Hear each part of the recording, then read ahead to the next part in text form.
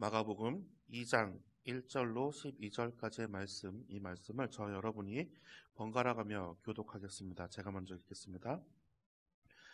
수일 후에 예수께서 다시 가버나움에 들어가시니 집에 계시다는 소문이 들린지라.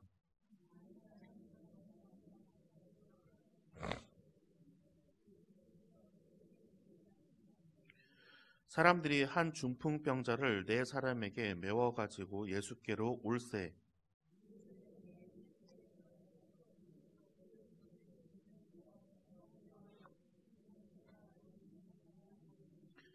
예수께서 그들의 믿음을 보시고 중풍병자에게 이르시되 작은 자야 내 죄사함을 받았느니라 하시니 이 사람이 어찌 이렇게 말하는가 신성 모독이로다. 오직 하나님 한 분 외에는 누가 능히 죄를 사하겠느냐.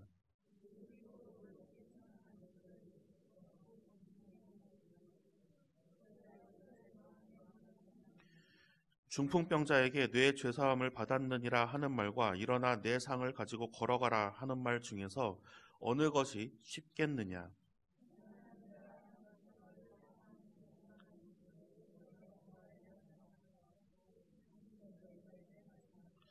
내가 내게 이르노니 일어나 내 상을 가지고 집으로 가라 하시니 그가 일어나 곧 상을 가지고 모든 사람 앞에서 나가거늘 그들이 다 놀라 하나님께 영광을 돌리며 이르되 우리가 이런 일을 도무지 보지 못하였다 하더라. 아멘. 유아유치부 성경학교가 이제 잘 마쳤습니다. 너무나 감사를 드립니다. 못 보던 얼굴 아이들이 막 나왔는데 너무 좀 제가 막 감동이 돼서 몰래 화장실에 가서 이렇게 눈물 좀 닦다가 다시 나왔어요. 솔직히 이만큼 설레발을 쳤는데 왜 한 명도 안 오면 어떡하나라는 생각을 왜 안 했겠습니까? 그래서 막 제가 이제 우리 선생님들하고 막 기도하면서 그랬어요. 막 한 명도 안 온다고 해서 실망하지 마시고 시험에 들지 마시고 다 저를 위한 말이었거든요. 막 여기저기다가 막 현수막 붙이고 막 애들 찾아가고 막 애들한테 막 거의 뭐 반 미친 사람처럼 막 성경학교 오라고 이야기하고 다니고 있었습니다. 그런데 그렇게 한 영혼이 교회에 나오는 게 어려운 것 같아요. 이제 이 영혼이 얼마나 귀한지를 알 것 같아요. 이 교회에 나오는 이 한 영혼 한 영혼들이 얼마나 귀합니까? 얼마나 사랑스럽습니까? 이제는 뭐 막 다르게 보여요. 우리 성도님들도 그 한 영혼들을 보시면 막 정말 이 세상 어떤 보석보다 더 귀하게 챙겨주시기를 간절히 소망합니다. 예전에 그 이국종 교수님이라고 아시죠? 그 외과 교수님이십니다. 어디 계셨죠? 아주대학병원 외상센터. 거기 이제 센터장으로 계셨어요. 그래서 제가 이제 사역하던 곳이 이제 수원의 영통이었는데, 거기서 아주대학병원이 가까워요. 그렇게 멀진 않습니다. 이제 거기 이렇게 권역의상센터, 외상센터 이거 그냥 병원 응급실 가보면요. 이렇게 반대쪽에 공터가 하나 있는데, 이따만한 헬기가 하나 있어요. 그게 이제 닥터 헬기라고. 의료진들을 다 데리고 급한 곳에 가서 움직이는 응급실이라고 하죠. 그거를 이제 추진해서 만들어 놓으신 분이에요. 이분의 일화들이 굉장히 많습니다. 그 소말리아 해적에게 피납됐던 그 사람들 배 타고 본인이 가가지고 거기서부터 치료해가지고 데리고 오셔서 또 수술을 또 성공적으로 이끌어 내신 분이기도 하고요. 또 어떤 분은 이제 이런 말도 해요. 외과 교수면 정말 진짜 그 수술방에 들어가면은 정말 못 볼 걸 많이 봅니다. 막 진짜 막 걸레짝이 돼서 막 오는 사람들이 많아요. 정말 외상이 너무 심해서 교통사고가 났다든지 아니면은 떨어졌다든지 그런 걸로 인해서 막 그런 거를 다 꼬매고 붙이고 또 뼈를 이어서 핀 받고 해가지고 살려내시는 분이거든요. 이분의 연봉이 얼마나 될까요? 이 솔직히 외과 교수 정도 되면은 어마어마하게 월급도 세십니다. 의사 선생님 뭐 한 분 부르시는데 인제에서도 마찬가지 몇 천만 원 준다고 안 오잖아요. 월급은. 이분도 마찬가지실 거예요. 그냥 의사 교수의 자리로 또 센터장의 위치에 있고 또 그만한 일을 하기 때문에 비슷한 페이를 받아요. 얼마 받는 게 궁금한 게 아니라 이분은 일을 하시면서 빚이 점점 늘어난다는 것에 더 놀라는 거죠. 이분은 사람을 돈 가지고 살리지 않으셨어요. 이게 병원에서 아무리 급해도 제일 먼저 치료를 받으려면 해야 되는 게 뭡니까? 접수를 해야죠. 그런데 접수를 할 때에 수술이 급하게 필요하거나 또 뭐가 필요한 사람들은 뭘 해야 되냐면 보호자가 와야 돼요. 왜? 지불 보증이 필요하거든요. 근데 이거를 하다가 아니 보호자가 오기를 기다리다가 골든타임을 놓치는 경우들이 있으니 이 교수님은 그냥 자기가 사인하고 병원에 수술대 안 눕혀요. 그리고 수술을 합니다. 근데 이제 돈을 못 주고 가시는 분들이 꽤 많겠죠. 어마어마하거든요. 수술비 자체가. 근데 그 삶을 계속 그렇게 살아오세요. 지금은 이제 그 대전에 국군병원 원장님으로 이제 가 계신다고 하는데 항상 뭐라 그러냐면 이제 자기를 소개할 때 뭐 대령 이국종입니다. 이렇게 안 하고 외과 이국종입니다라고 얘기를 해요. 자신의 아이덴티티가 분명하신 분이에요. 내 계급이 아니라 내가 하는 일이 이거다라고. 이 교수님으로 인해서 치유를 받은 사람들의 삶은 어떻게 변했을까요? 물론 물론 예전과 똑같은 삶을 살고 계시는 분들도 있겠지만 자기가 정말 진짜 죽을 뻔한 위기에서 그리고 살 수도 있었는데 돈이 없어서 죽을 수도 있었던 사람들이 이렇게 살아나서 다시 걷고 생활을 한다라고 생각을 하면 이 사람들의 삶이 조금은 바뀌었을 것 같아요. 제가 오늘 그 얘기를 좀 해보려고 합니다. 자, 오늘 본문에서 예수님은 분명히 중풍병자를 일으켜 세우셨어요. 그런데 사람이 보는 시각과 예수님이 보는 시각이 달라요. 사람들은 이 사람이 외형적으로 온전케 된 것을 바라보고 놀래요. 그런데 예수님은 이 중풍병자의 중심이 구원을 받았다는 것에 집중합니다. 이것은 예수님이 공생애를 사시면서 항상 따라오는 사람들한테 말씀하시고 강조하셨던 것과 또 일치해요. 병을 고치시고 죽은 사람을 살리시고 나서도 사람들한테 이것을 알리지 말라라고 얘기하시고요. 또 누구한테는 도마한테는 이런 얘기도 하죠. 보지 않고 믿는 믿음이 더 복되다라고도 이야기합니다. 또 어떤 사람들에게는 내 팔이 너로 인하여 범죄하거든 찍어버리라고 얘기를 해요. 불구로 천국에 들어가는 것이 더 낫다고도 얘기를 하십니다. 그건 뭐예요? 온전치 않아도 마음이 너희 마음에 하늘나라가 있으면 하나님의 나라가 너희 마음속에 있으면 그것으로 족하다는 거예요. 자, 오늘 중풍병자는 두 가지의 나음을 받았어요. 육신의 온전함을 받았고 영혼의 구원을 받았어요. 자, 예수님이 강조하는 것은 영혼의 구원이에요. 육신이 온전케 되는 건 아무 필요 없어요. 예수님이 오늘 강조하신 것 두 가지를 한번 알려드리려고 해요. 그래서 첫 번째는 하늘나라를 알려주시는 거예요. 예수님은 병을 고치기 위해서, 사람을 살리기 위해서, 육신의 것을 온전케 하기 위해서 사람들을 모으지 않으셨어요. 마가복음 2장 2절의 말씀을 우리가 한번 같이 읽어보겠습니다. 많은 사람이 모여서 문 앞까지도 들어설 자리가 도를 말씀하시더니. 아멘. 도를 말씀하시더니, 하늘의 뜻을, 하늘의 길을 알려주시고 계시는 거예요. 하나님의 말씀을, 하나님의 법도를 알려주시고 계시는 거예요. 만약에 병 고치는 것이 목적이고 사람을 끌어모으는 것이 목적이면 하늘의 도를 이야기하는 것이 아니죠. 너희 중에 병자만 다 앞으로, 맨 앞으로 나와 있어. 우리가 맨날 하던 방법 아니에요. 사이비들이.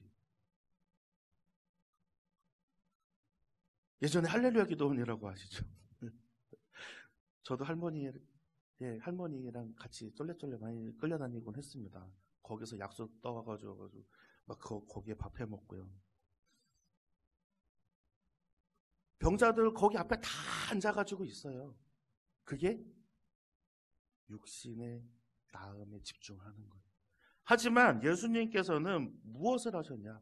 도를 말씀하시더니, 하늘의 도를, 하나님의 법도를 이야기하시는 것에 집중하시는 거예요. 하나님 나라를 보여주기 위함으로 사람들을 모으시는 거예요. 예수님이 공생에 시작할 때 맨 처음에 하신 말씀이 무엇입니까? 회개하라. 천국이 가까이 왔느니라. 하나님의 나라에 우리를 들여보내게 하시기 위해서 예수가 오셨어요. 우리의 육신을 온전케 하기 위해서 예수가 오신 게 아니에요. 하나님과의 관계를 다시 온전케 만들어주기 위해서, 우리의 영혼을, 타락한 영혼을, 우리의 구원받지 못한 영혼을 회복시켜주기 위해서 예수가 오셨는데, 이 사람들은 좀 이제 반응이 달라요.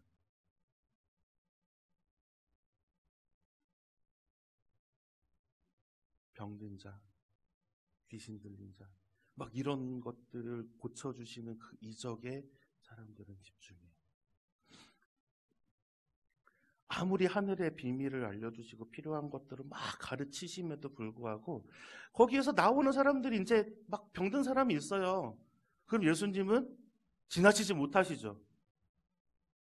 고쳐주시고 귀신 쫓아내주시고 온전케 해주시는데, 그것으로 인해서 사람들은 예수를 쫓아다니기 시작해요.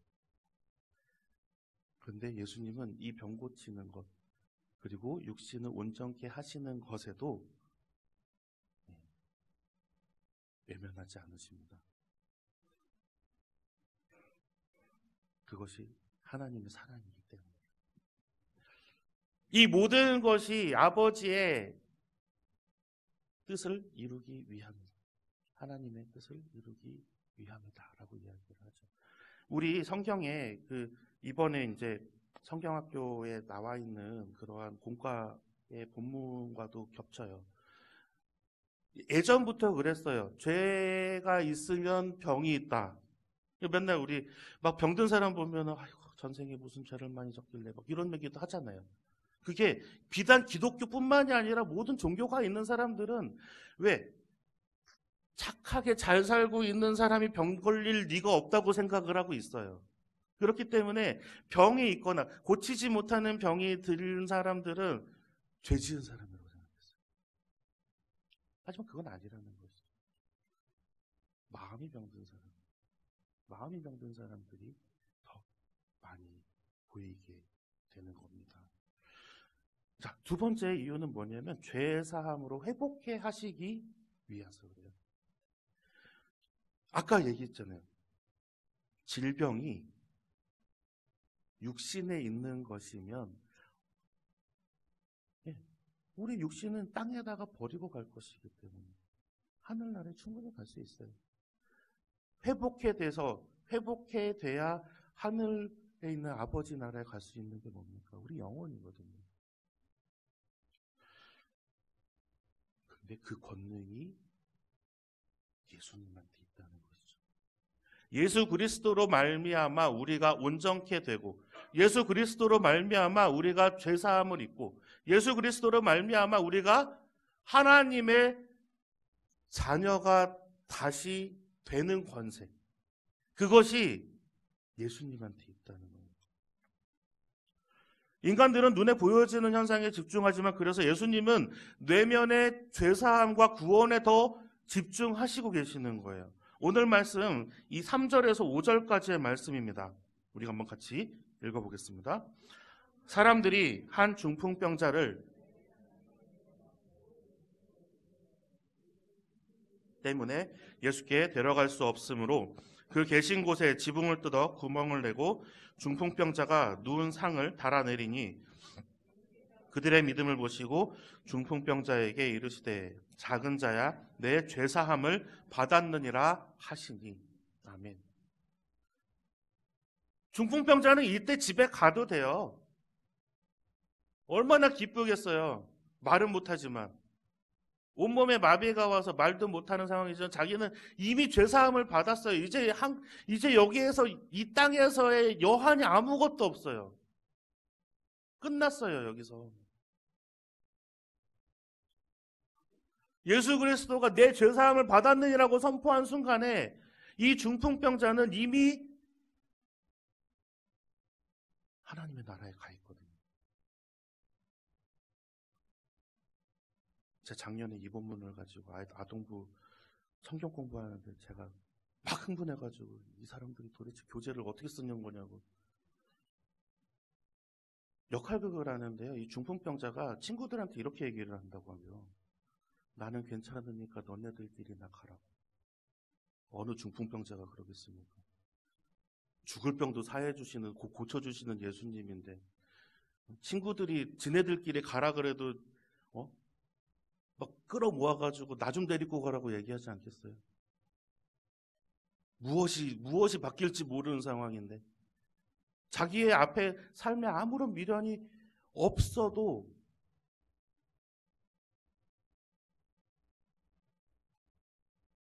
그래서 좀 화를 냈습니다, 작년에. 네. 예수께서 죄의 사함을 선포하는 능력이 있는 줄은 중풍병자도 몰랐을 거예요. 하지만 그래, 내가 조금 나아질 수 있으려냐 하는 그러한 기대를 뛰어넘는 천국 백성이 되는 그러한 영광을 얻었어요. 이제 이러한 일이 되면 뭐가 생깁니까? 물어뜯는 사람들이 생깁니다. 6절과 7절의 말씀 제가 한번 읽어드릴게요. 어떤 서기관이 거기 앉아서 마음에 생각하기를, 이 사람이 어찌 이렇게 말하는가? 신성 모독이로다. 오직 하나님 한 분 외에는 누가 능히 죄를 사하겠느냐. 오늘날도 비슷한 일들이 많죠. 아까도 얘기했던 그 이국종 교수, 그렇게 사람들 입에 오르락내리락하고 존경을 받기 시작하니까 또 험담하는 사람들이 또 있어요. 참, 그래서 사촌이 땅을 사면 배가 아프다고 하나 봅니다. 어쩜 그렇게 그냥 욕하고 싶어서 난리인지. 그럼에도 불구하고 예수님께서는 아주 여유로우시죠.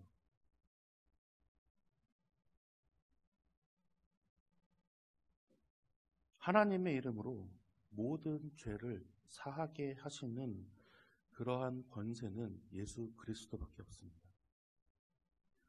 그리고 그 온전한 회복을 선포하시는 이도 예수 그리스도밖에 없습니다. 그렇기 때문에 우리는 그 권세를 얻고 예수 그리스도의 이름으로 이 모든 일을 할 수가 있어요.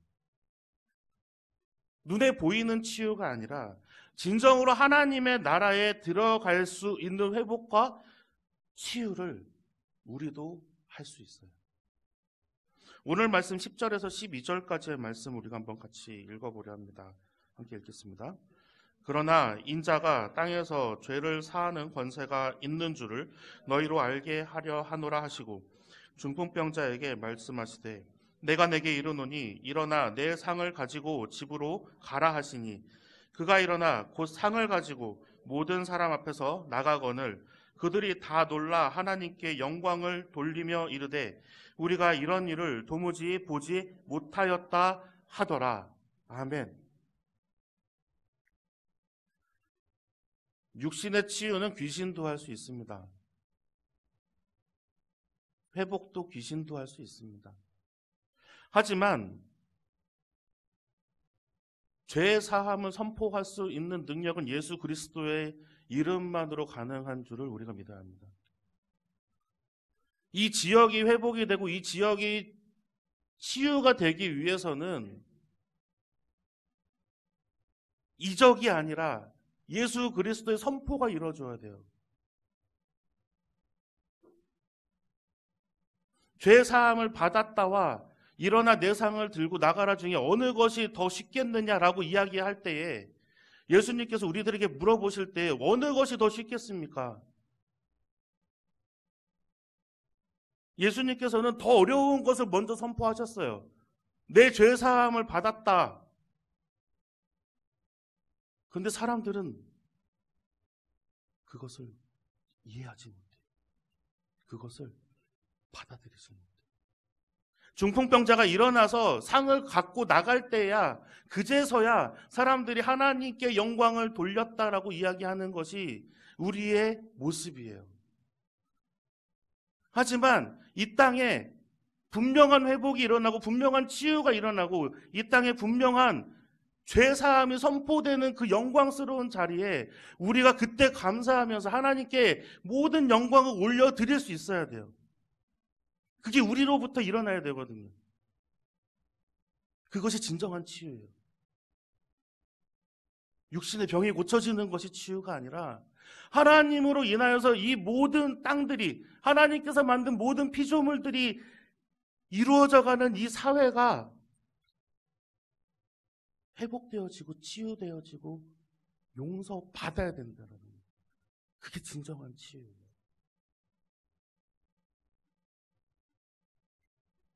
그것이 예수님의 이름으로 예수 그리스도의 이름으로 가능한 줄을 우리가 오늘 믿으시기를 바랍니다. 이 지역에서 하나님의 나라가 임하기를 우리 원통교회를 통해서 하나님의 나라가 임하시기를 간절히 소망합니다. 그러기 위해서 예수 그리스도의 이름으로 내 죄사함의 이 땅에 대한 죄사함의 선포가 하루속히 일어날 수 있도록 우리가 합심하여 기도하며 나아가기를 간절히 소망합니다.